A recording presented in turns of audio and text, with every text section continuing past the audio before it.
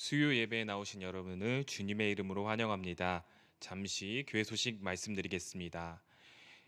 다가오는 주일 22일은 청년 주일로 지킵니다. 모임 및 행사 안내입니다. 교회 대청소 21일 토요일 오전 10시에 남녀 전도회별로 지정된 구역이 주보에 나와 있습니다. 참고해 주시기 바랍니다. 박재훈 담임 목사님 위임 감사 예배 28일 토요일 오후 3시에 있습니다. 기도로 함께 준비해 주시기 바랍니다. 또한 서울로의 장로의 원래의 19일 목요일 서울 홍성교회당에 써 있습니다. 교회 출발 오후 5시입니다. 서울로의 남전도회 연합회 임여권 회의 및 기도회가 있습니다. 21일 토요일 오전 10시 서대문 교회에서 있습니다. 다 같이 성령에 맞춰 묵도하심으로 수요 예배를 하나님께 드리시도록 하겠습니다.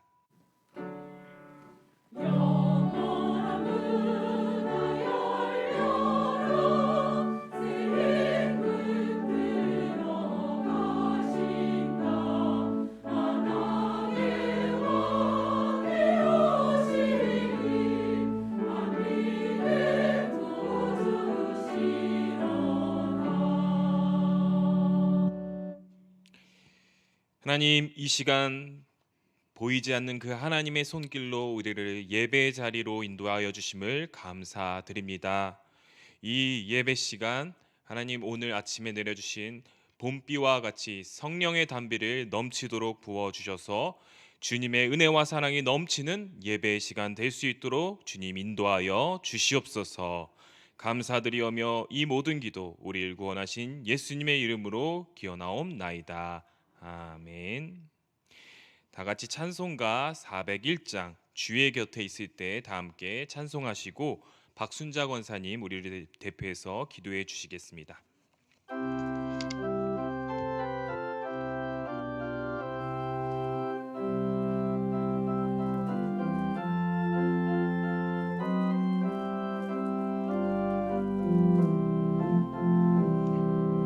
주의 곁에 있을 때 마음이 든든하오니 주여 내가 살 동안 인도하여 주소서. 주여 나를 인도하소서. 빠른 세상 살 동안 주여 인도하소서. 피난처인 예수여 세상 물결 엄할 때 크신 은혜 베푸사 나를 숨겨주소서. 주여 나를 인도하소서. 빠른 세상 살 동안 주여 인도하소서. 세상 풍파 지난 후 영화로운 나라와 눈물 없는 곳으로 들어가게 하소서. 주여 나를 인도하소서. 빠른 세상 살 동안 주여 인도하소서.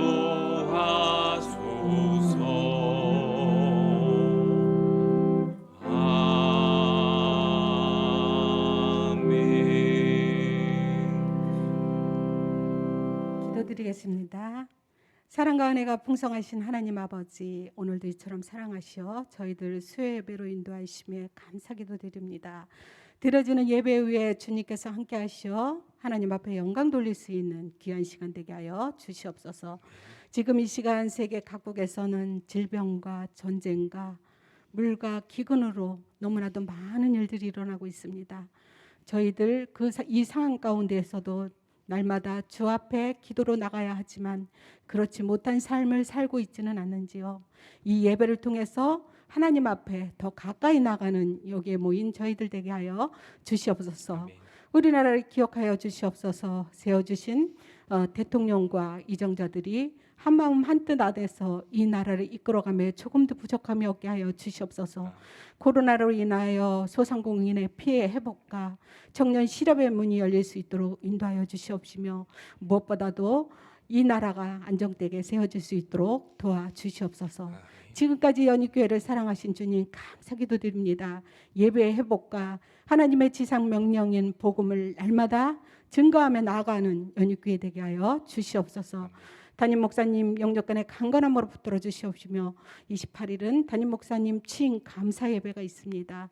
시작하는 순간부터 마치는 순간까지 주님께서 선하게 간섭하여 주셔서 온 교회에 기쁘며 하나님 앞에 영광 돌릴 수 있는 귀한 시간 되게 하여 주시옵소서. 무엇보다도 부 목사님들과의 협력적인 목회 사역으로 인하여 힘 있는 사역이 되게 하여 주시옵소서. 우리 사랑하는 교육자님들 말씀과 기도로 나갑니다. 우리 연육계에 선한 영향력을 끼칠 수 있도록 인도하여 주시옵시고 무엇보다도 선한 목자로서의 사명 잘 감당케들 하여 주시옵소서. 다음 세대를 이어갈 영화부터 청년부까지 코로나로 인한 영적 결핍이 생기지 않도록 인도하여 주시옵시며 말씀 안에서 잘 양육되어서 이 세대보다 더 나은 세대가 세워질 수 있도록 그래서 하늘나라에 확장하는 데 쓰임받는 귀중한 종들로 세워 주시옵소서. 지금도 병상에서 가려 죽인 하느들 또 영적으로 힘들어하는 주님의 귀한 자녀들이 있습니다. 주님 찾아가 주시고 위로하여 주시고 회복시켜 주셔서 교회의 기쁨이 되게 하여 주시옵소서. 돕는 미자립 교회와 성교주의에 하나님의 크신 영광이 임하시사 모든 상황 가운데서 복음 들고 나가오니 주님 동행하여 주시고 무섭고 놀라는 일 일어나지 않도록 인도하여 주시옵시며 모든 필요를 채워 주셔서 하나님 앞에 영광 돌릴 수 있는 주님의 귀한 자녀들 되게 하여 주시옵소서. 샬롬 찬양대의 찬양을 주님께서 기뻐 받으실 줄 믿습니다. 이제 말씀을 듣습니다. 말씀을 선포하는 이성훈 목사님 통하여 귀한 말씀이 선포될 때 저희들 귀한 말씀 듣고 세상에 나가 주의 자녀로서 부족함이 없는 삶을 살아갈 수 있기를 간절히 바라고 원하며 모든 것 주님 앞에 맡기며 예수님의 이름으로 기도드렸사옵나이다. 아멘. 아멘.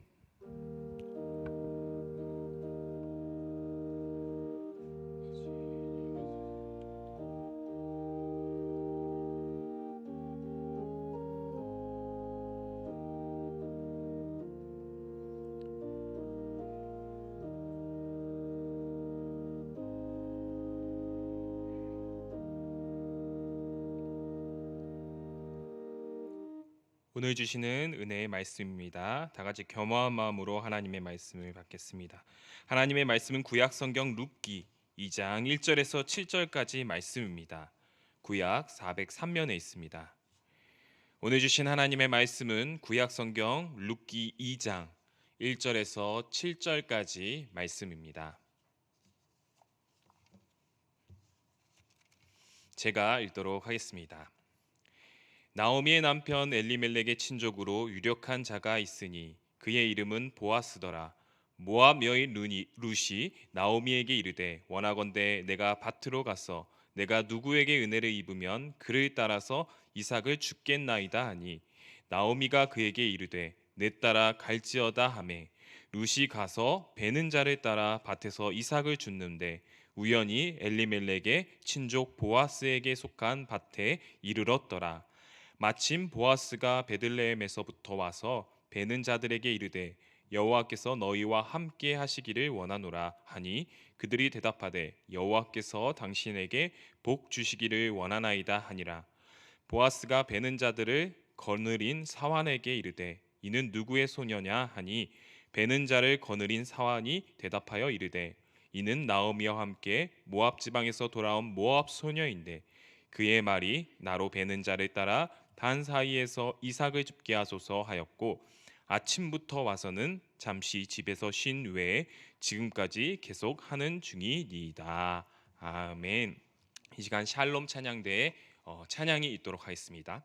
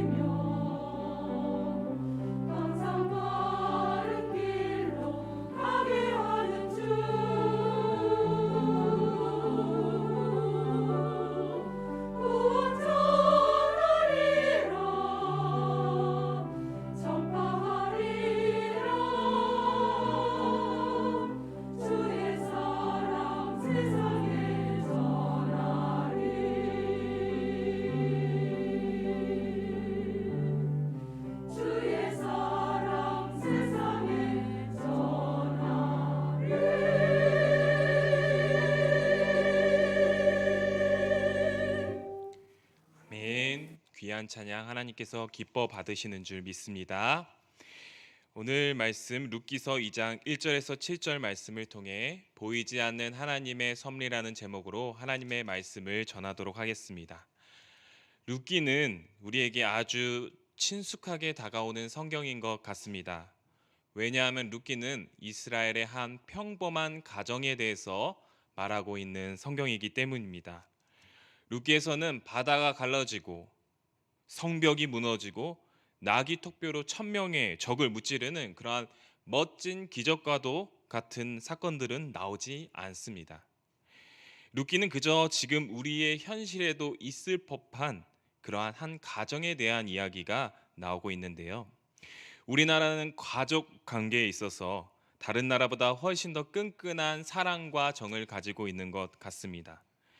그래서 그런지 애증 관계일 때도 많이 있는 것 같아요. 다임 목사님께서 말씀하셨듯이 5월은 어떤 이들에게 행복한 가정의 달이지만 또 어떤 가정에게는 시험에 드는 한 달일 수도 있다고 말씀하셨습니다.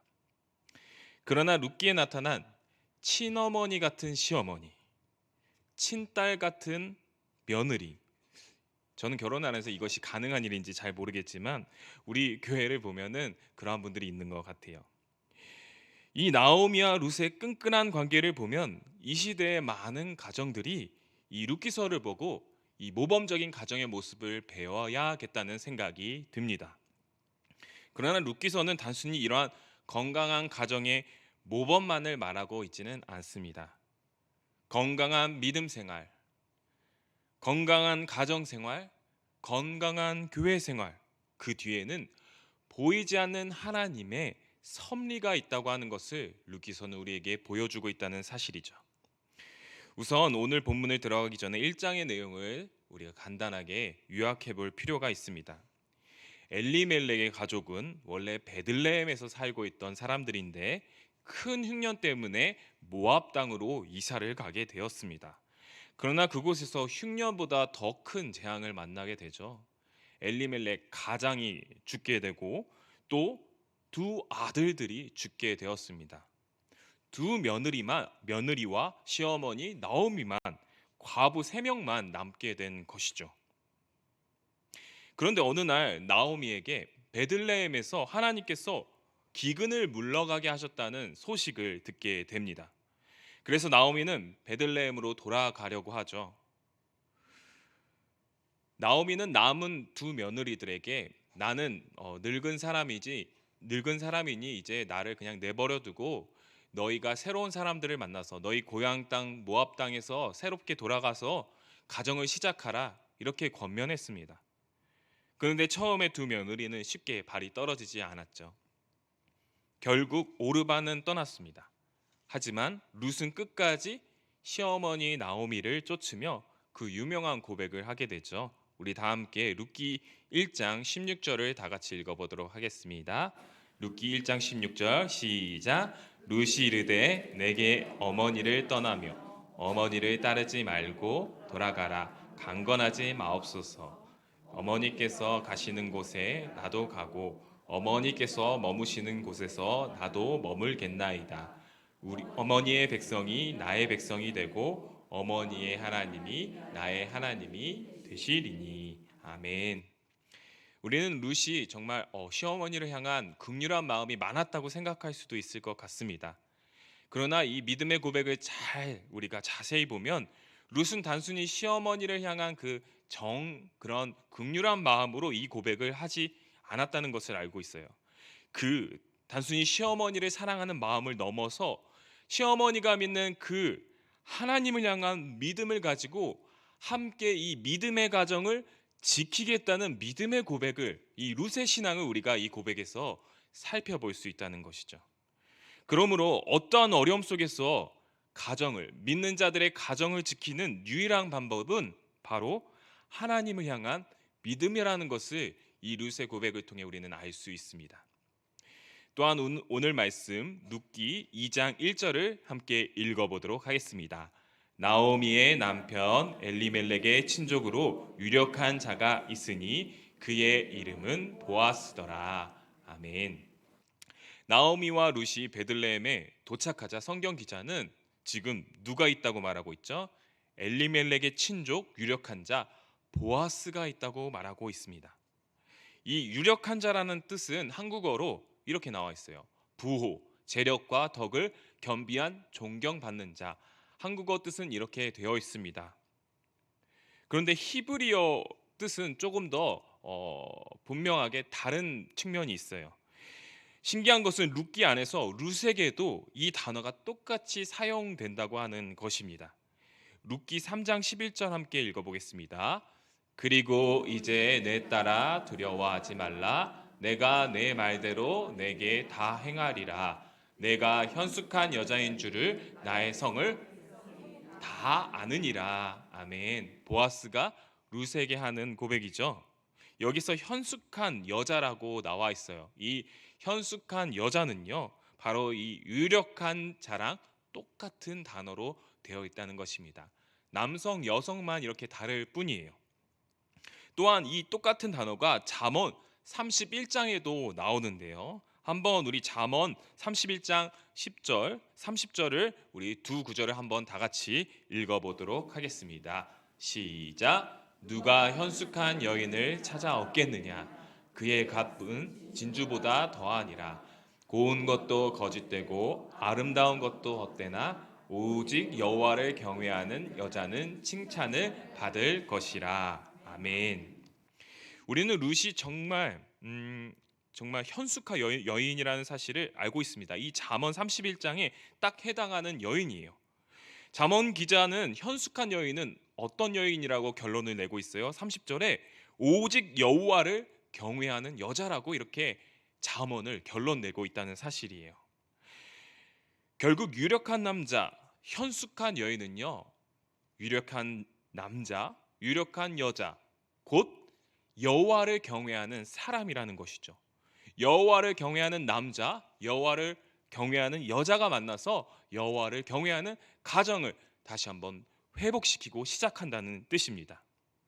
큰 불행 속에서도 가정을 지키는 힘은요, 아까도 말했듯이 여호와 하나님을 향한 믿음입니다. 또한 어려움을 당한 가족을 다시 회복해 하는 회복 또한 여호와 하나님을 향한 경외하는 믿음이라는 사실을 우리는 이 말씀을 통해, 이 단어들을 통해 확인할 수 있다는 것이죠. 그렇다면 여호와를 경외하는 현숙한 여인 룻은 오늘 우리에게 어떠한 모습을 보여주고 있을까요? 우리 룻기 2장 2절을 한번 살펴보도록 하겠습니다. 모압 여인, 자막을 띄워주세요. 룻기 2장 2절. 모압 여인 룻이 나오미에게 이르되 원하건대 내가 밭으로 가서 내가 누구에게 은혜를 입으면 그를 따라서 이삭을 죽겠나이다 하니 나오미가 그에게 이르되 내 따라 갈지어다 하매. 아멘. 여기서 룻을 모압 여인이라고 이렇게 말하고 있습니다. 1장에서도 모압 여인이라는 단어를 계속해서 사용했는데요. 2장에서도 똑같이 굳이 모압 여인이라고 성경 기자가 강조하고 있어요. 이것은요, 이 여인의 신분이 그만큼 조건이 안 좋다는 것이에요. 상황이 안 좋다는 것입니다. 아무리 여호와를 섬기는 베들레헴 공동체라 할지라도 이방 여인, 모압 여인에게 잘 대해주지는 않았을 것입니다. 그럴 것이라는, 잘 대해주실 거라는, 은혜를 베풀 것이라는 보장이 없었어요. 당시 이스라엘 사회에 과부 둘이서 살아가는 것은 너무나도 힘든 일이었죠. 왜냐하면 남성 중심의 사회였기 때문에 과부 둘이서 벌어먹고 살 그러한 생계 수단이 없었습니다. 선지자들은 이러한 과부와 노인, 어린이, 나그네를 박해하지 말라고 선지서에서 계속 말씀하잖아요. 예언하고 있습니다. 그것은 이스라엘 백성들이 이러한 약자들을 학대하는 것을 계속 보았기 때문이죠. 지금 그만큼 나오미와 룻은 좋은 상황이 아니었습니다. 어려운 조건과 상황이라는 것이에요. 다만 딱 한 가지 그들이 생존할 방법이 있었는데 무엇이었나요? 이삭 줍기였습니다. 이삭 줍기는 신명기에 나온 법이었습니다. 29절, 신명기 29장 19절 한번 우리 읽어보도록 하겠습니다. 내가 밭에서 곡식을 벨 때에 그 한 뭇을 밭에 잊어버렸거든 다시 가서 가져오지 말고 나그네와 고아와 과부를 위하여 남겨두라. 그리하면 내 하나님 여호와께서 내 손으로 하는 모든 일에 복을 내리시리라. 아멘. 하나님께서는 과부와 나그네 이러한 사회적 약자들을 위해 지금으로 말하면 복지 정책과 같은 법을 하나 제정하신 것입니다. 그러나 이것은 구약 백성에게 있어서 꼭 지켜야 되는 법은 아니었어요. 여기 뒤에 뭐 지키지 않으면 죽이리라, 지키지 않으면 저주를 받으리라 이런 말씀이 안 나오잖아요. 이것은 그 사람의 신앙의 양심에 맡기는 일이었어요. 그러니까 지키는 사람도 있고 안 지키는 사람도 있었다는 것입니다. 특별히 이 룻기는 어떤 시대였죠? 사사기 시대였습니다. 그 사사기 시대에 우리 이스라엘 백성들이 타락한 모습을 많이 볼 수 있죠. 우리는 그 시대에 이 율법을 지키는 사람은 거의 없었다고 보는 것이 맞을 것입니다. 룻은 지금 이삭을 줄 수 있을지, 보아스를 만날 수 있을지 아무것도 모르는 불투명한 상태에 놓여 있다는 것입니다. 그러나 룻은 가만히 있지 않았습니다. 시어머니에게 충성하겠다는 자신의 선택을 후회하지 않았습니다.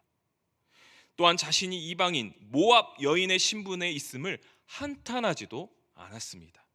룻은 그저 그 어려운 상황 가운데서도 자신이 할 수 있는 최선의 일을 찾아서 행했다고 하는 것이죠.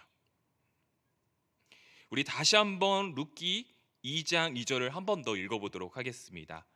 시작. 모압 여인 룻이 나오미에게 이르되 원하건대 내가 밭으로 가서 내가 누구에게 은혜를 입으면 그를 따라서 이삭을 줍겠나이다 하니 나오미가 그에게 이르되 내 따라 갈지어다 하매. 아멘.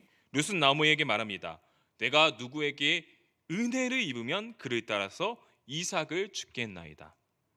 내가 누구에게 은혜를 입으면, 이 단어는 구약 성경에서 낮은 사람이 높은 사람을 바라보고 은혜를 구하는 그러한 단어이에요.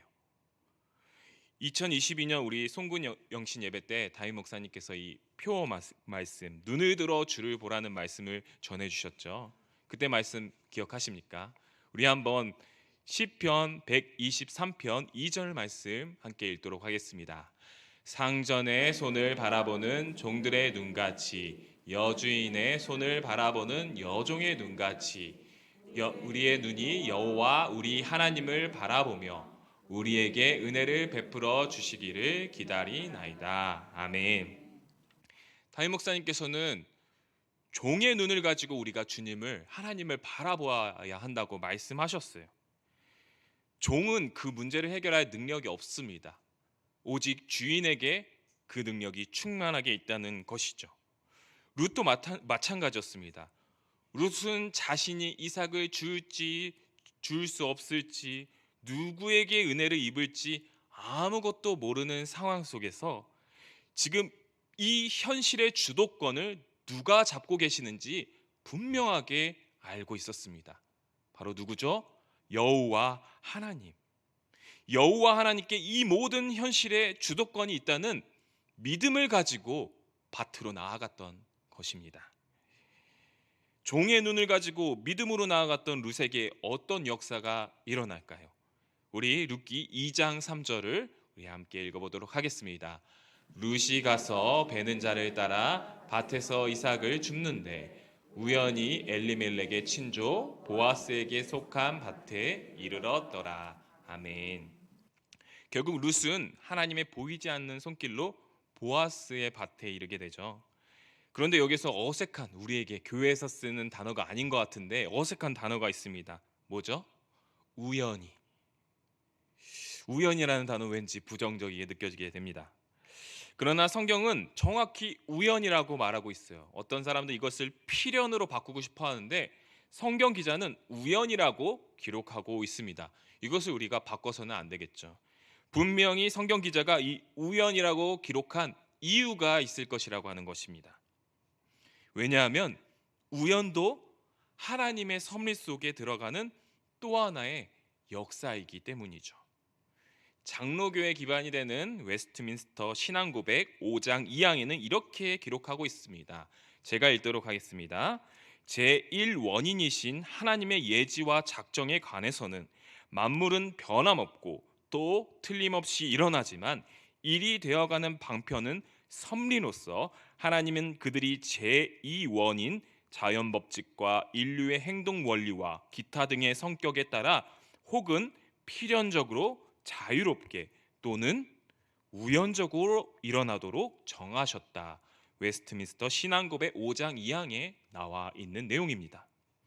신기한 것은 장로교의 이 신앙고백서에서도 우연을 하나님의 섭리의 수단으로 인정하고 있다는 사실이에요. 그러나 여기서 말하는 우연은 진화론에서 말하는 아메바가 원숭이가 돼서 사람이 된다는 그런 우연을 가리키는 것이 아닙니다. 아무런 이유가 없이 생긴 일이 아니라는 것입니다. 하나님께서는 모든 것을 다 아시며 모든 것을 다 주관하시는 분이며 낙엽 하나도 하나님의 허락 없이는 떨어지지 않는 것임을 우리가 믿고 있습니다. 그러나 우리 연약한 인간은요, 나 자신을 그 하나님의 섭리를 잘 볼 수 없는 무능력한 존재라는 사실이에요.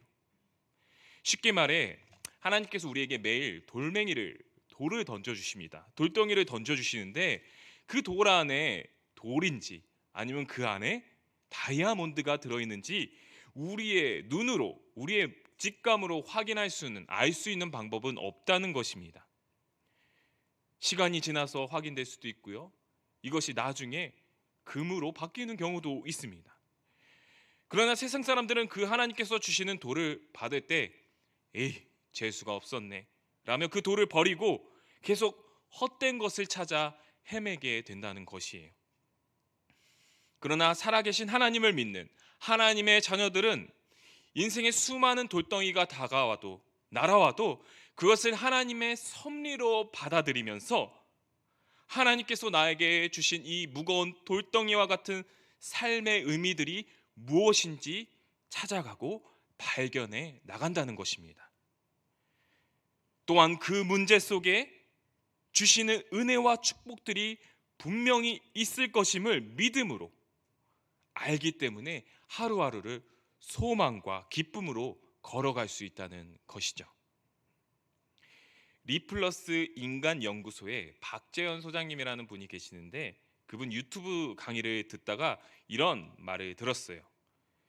한번 띄워주시면 뭘 해도 행복한 사람들의 습관적인 말이라는 것입니다. 어떻게든 잘 될 거야. 여기에도 의미가 있을 거야. 배우는 게 있을 거야. 이러한 생각과 말의 습관들을 가진 사람들은 어떠한 고난과 역경, 부정적인 상황 속에서도 빛과 희망을 향해 나아간다고, 지치지 않고 나아간다고 하는 사실이죠. 우리 옆 사람에게 아까 그것을 말해 보도록 할까요? 좀 존댓말을 해서 어떻게든 잘 될 것입니다. 예. 여기에도 의미가 있을 것입니다. 배우는 게 있을 것입니다. 그러나 우리 그리스도인들은 더 무게를 실어서 말씀할 수 있을 것 같아요. 제가 말씀드리겠습니다. 똑같이 따라해 주세요. 하나님의 섭리가 있을 것입니다. 아멘. 네.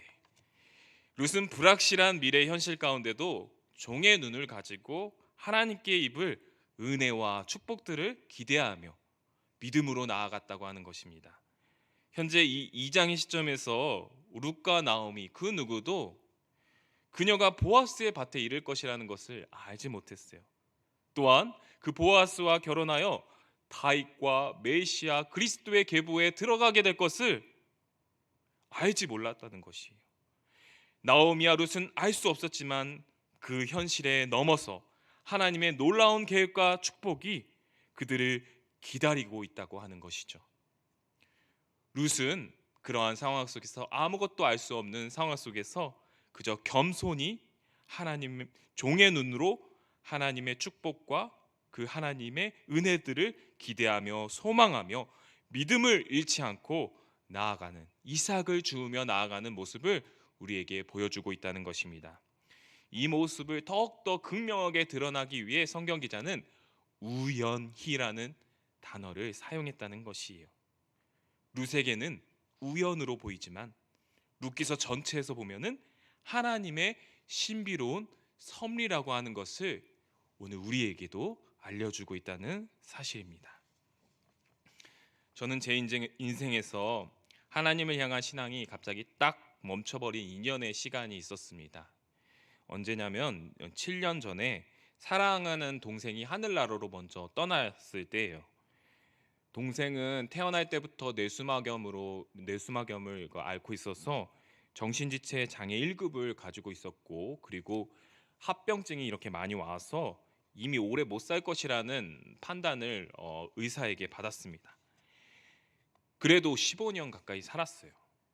15년 가까이 함께 살아서 그런지 하늘나라로 보낼 때 쉽게 마음의 동의가 되지 않았습니다. 결국 동생이 하늘나라로 떠났을 때 저는 하나님을 잘 모르겠다는 생각이 들었어요. 그래서 하나님을 부정한 건 아니었습니다. 하나님을 잘 모르겠다. 그래서 당시 다니던 총신대학교 신학대학원을 휴학하고 2년 동안 제가 하고 싶은 거 또 직장에 다니기도 했습니다. 선배들은 2년의 시간을 허비하는 거다, 너 시간 낭비하는 거다 이렇게 말을 했지만 저는 계속해서 신학을 공부할 수가 없었어요. 하나님을 모르겠거든요. 그런데 지금 와서 돌이켜보면 그 2년의 시간들이 하나님과 저의 관계를 더욱 단단하게 다지고 동생이 먼저 하늘나라로 간 그 무거운 삶의 의미들을 하나님께서 천천히 깨닫게 하시고 회복해 하신 그러한 시간이었던 것 같습니다. 그래서 지금은 고백할 수 있어요. 하나님께서 동생을 먼저 하늘나라로 보내신 것은 우리 가정이 불행해서가 아니라 더욱 천국을 소망하며 이 땅 가운데서 하나님 나라를 세워가는 가정이 되라는 뜻이구나 라는 그러한 깨달음과 하나님의 알려주심이 있었습니다.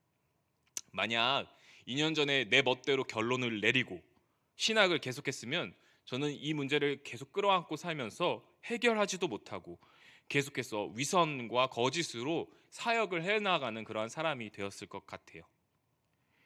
2년의 기간 동안 천천히 하나님께서는 저를 회복시켜 주셨거든요. 그리고 하나님께서 그 무거운 삶의 의미들을 깨닫게 해주셨거든요. 그리고 딱 그 2년 뒤에 이 연희교회로 하나님께서 저를 보내셨습니다. 어쩌면 이 연희교회는 저에게 보아스의 밭일 수도 있어요. 그런 것 같아요, 왠지. 사랑하는 연희교회 성도 여러분, 혹시 지금 답답한 일이 있으십니까? 도저히 해결될 것 같지 않은 문제들이 있습니까? 코로나로 인하여 미래가 어둡다고 생각하시는 분들이 있습니까?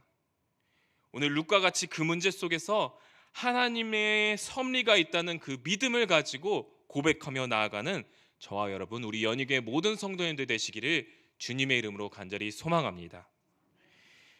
쉽게 포기하거나 억지로 그 하나님의 뜻을 막 판단하려고 하지 마세요.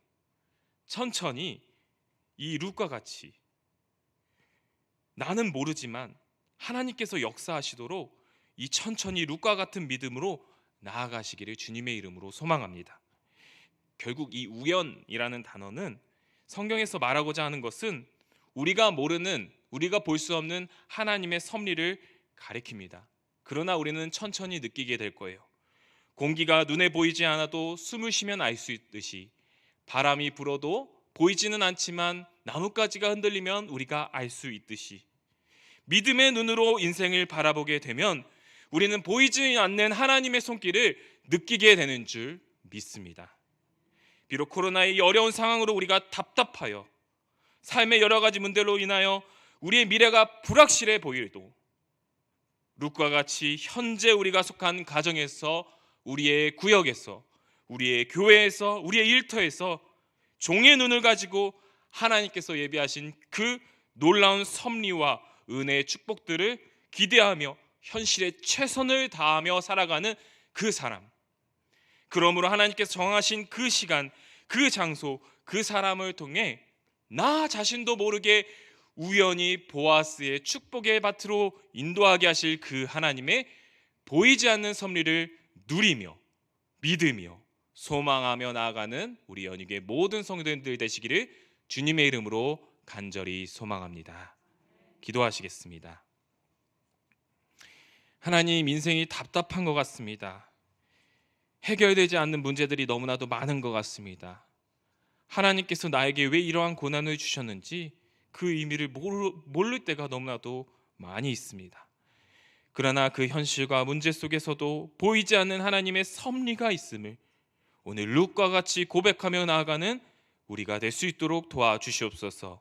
그 보이지 않는 하나님의 손길에 이끌려 나의 인생이, 우리 가정이, 우리 교회가 하나님의 놀라운 축복들이 예비된 보아스의 밭에 이르게 하실 것을 믿으며 나아가는 우리가 될 수 있도록 주님 인도하여 주시옵소서.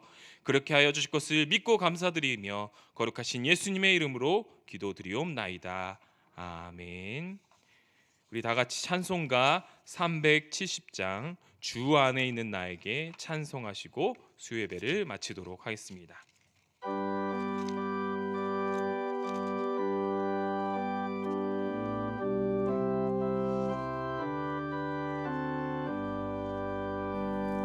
주 안에 있는 나에게 딴 근심이 있으랴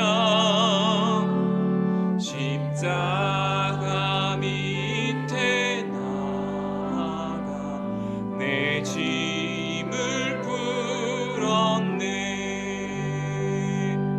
주님을 찬송하면서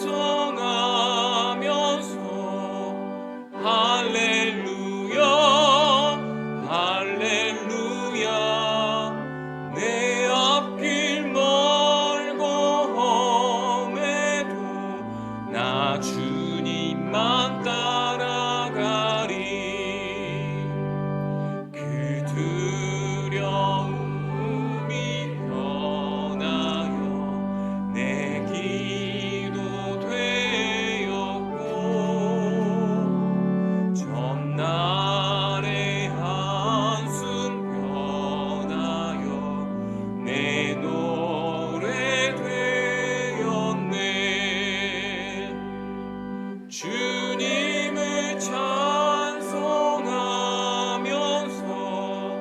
할렐루야 할렐루야 내 앞길 멀고 험해도 나 주님만 따라가리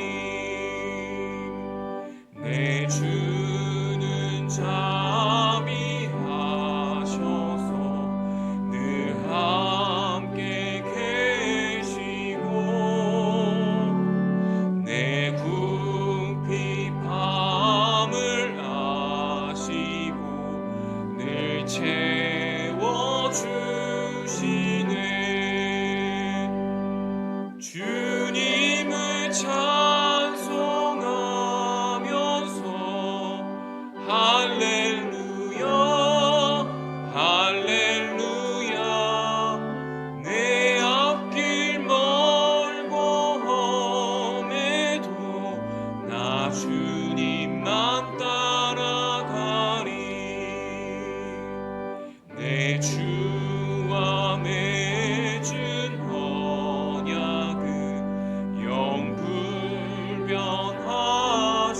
영불변하시니 그 나라 가기까지는 늘 보호하시네 주님을 찬송하면서 할렐루야 할렐루야 내 앞길 멀고 험해도 나 주님만 따라가리